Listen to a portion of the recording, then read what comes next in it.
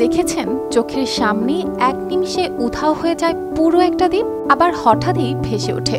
হ্যাঁ, সমুদ্রের বুক জুড়ে গাঢ় নীল জলরাশি আর সেই অনন্ত নীলের মাঝে আচমকা জেগে ওঠে এক কেল্লা, যার দিকে তাকিয়ে বোঝা যায় না এটা কি স্বপ্ন নাকি বাস্তব। এই দ্বীপটি প্রতিদিনই নিজেকে ডুবিয়ে আড়াল করে রাখে, আবার নিজেই পথ দেখায় আগন্তুকের জন্য।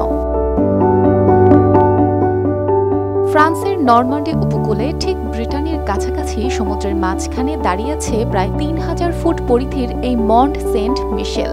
দিনের বেশিরভাগ সময় জোয়ারের জন্য দ্বীপটা পানিতে ঘেরা থাকে, আর ভাটায় ধীরে ধীরে জেগে ওঠে মাটির পথ, যা মূল ভূখণ্ডের সঙ্গে আবার মিলিয়ে দেয় দ্বীপকে।